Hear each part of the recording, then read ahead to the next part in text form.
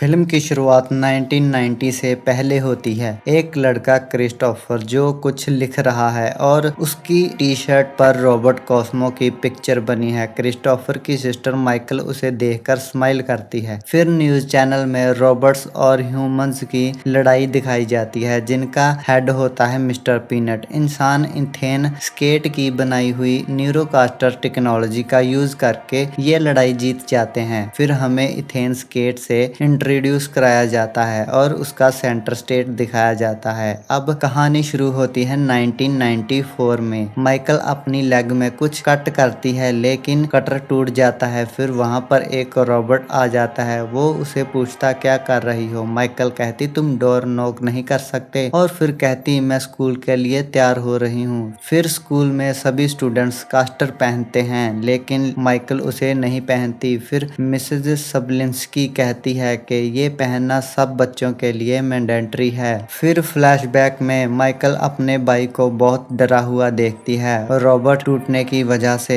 फिर माइकल नींद में से उठती है, उसे बाहर परछाई नजर आती है। माइकल घर से बाहर देखने के लिए निकलती है। उसे एक बोतल में कॉस्मो एक सेंटिएंट रॉबर्ट दिखता है। माइकल डर कर घर में वापस भागती है। फिर वो टेड को उठाती है, लेकिन कॉस्मो घर के अंदर आ जाता है। माइकल बेड के नीचे छिप जाती है। कॉस्मो बेड उठाता है। माइकल बहुत डर जाती है। माइकल उठकर उसे पीछे हटने को कहती है। कॉस्मो माइकल से कुछ कहता है, लेकिन माइकल को उसकी कुछ भी समझ नहीं लगती। कॉस्मो अपने हेड की राइट साइड को ओपन करता है। फिर माइकल उसे अंदर से ठीक करती है और कॉस्मो अच्छे से बोलने लग जाता है। फिर वो क्रिस्टोफर की फोटो उठाता, उसे कहता ये चांद पर मुसीबत में है, ये जिंदा है और उसकी कॉन्शियसनेस कॉस्मो और न्यूरोकास्टर में फंसी हुई है। माइकल मॉस्को से फोटो छीनती है, लेकिन मॉस्को गिर जाता है, जिसकी आवाज सुनकर टेड वहां पर आ जाता है। टेड उसे पीटना शुरू करता है, लेकिन मॉस्को को एक भी नहीं लगती, लेकिन टेड के सर पर लग जाती है। टेड 911 पर कॉल करता है, लेकिन माइकल टेड को इलेक्ट्रिक शॉक दे देती है। फिर माइकल और कॉस्मो गाड़ी में बैठते हैं। फिर माइकल रॉबर्ट को उड़ा देती है गाड़ी से। फिर मॉस्को सेंटर का बोर्ड देखता है और माइकल को बताता है कि चांद पर मुसीबत है। फिर मॉस्को किसी ग्लासेस वाले डॉक्टर को ढूंढने की बात करता है। फिर माइकल फ्लैशबैक में जाती है। उसे उस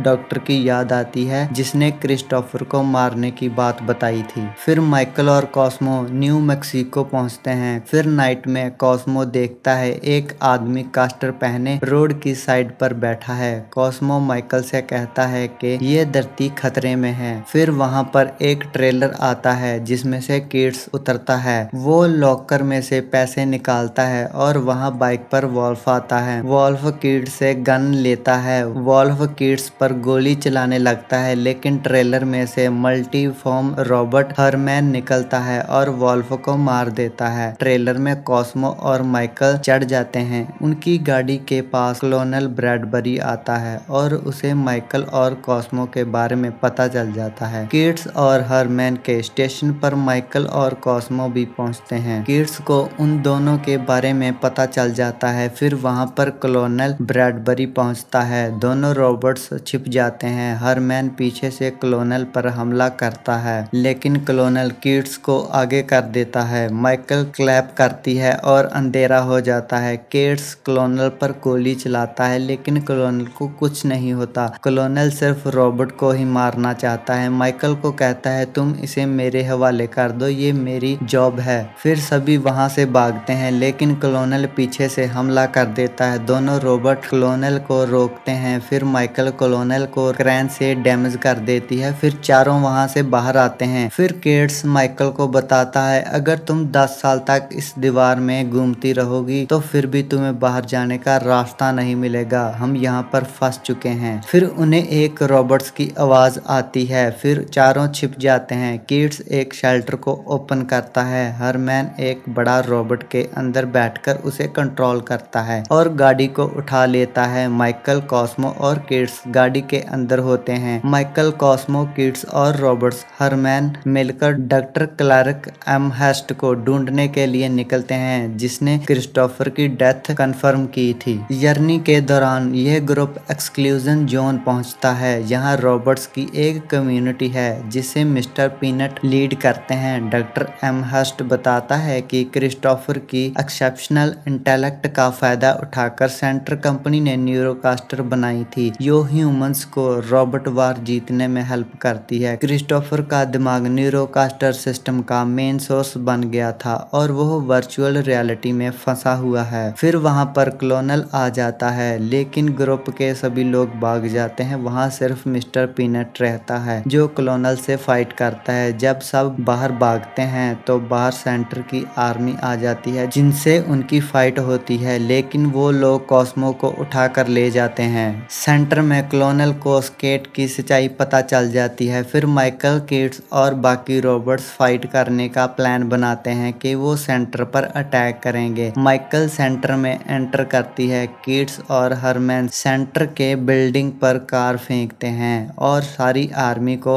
अपनी ओर खींच लेते हैं और अंदर माइकल क्रिस्टोफर तक पहुंच जाती है। बाहर रोबोट्स की फाइट चल रही है। स्केट खुद कास्टर पहनता है और एक बड़े रोबोट को एक्टिवेट करता है और बाहर निकलता है, जो रोबोट्स को मारना शुरू कर देता है। फिर क्लोनल मिस्टर पीनट को बताता है स्केट वेपन बनाने में 4th लेवल पर है। मिस्टर पीनट पूछता है तुम क्यों बता रहे हो? क्लोनल कहता है मुझे स्केट की सच्चाई पता चल चुकी है, मैं उसका साथ नहीं दूंगा। क्लोनल, जो पहले सेंटर कंपनी के लिए काम करता था, माइकल की मदद करता है जब स्केट के ह्यूमन कैमोन से नाराज हो जाता है। माइकल सेंटर HQ इन्फिल्ट्रेट करके न्यूरोकास्टर सिस्टम से क्रिस्टोफर की कॉन्शियसनेस फ्री करने की कोशिश करती है। क्रिस्टोफर अपनी वर्चुअल दुनिया में माइकल से मिलता है और चाहता है कि उसका दिमाग सिस्टम से डिस्कनेक्ट हो जाए ताकि सेंटर का ड्रोन नेटवर्क शट डाउन हो जाए। माइकल उसका विश पूरी करती है जिससे क्रिस्टोफर की डेथ होती है और सेंटर का कंट्रोल खत्म हो जाता है, जिससे बाहर ड्रोन रोबोट्स अपने आप गिरने लग जाते हैं और किड्स खुशी मनाता है कि हम जीत गए। फिल्म के अंत में स्केट को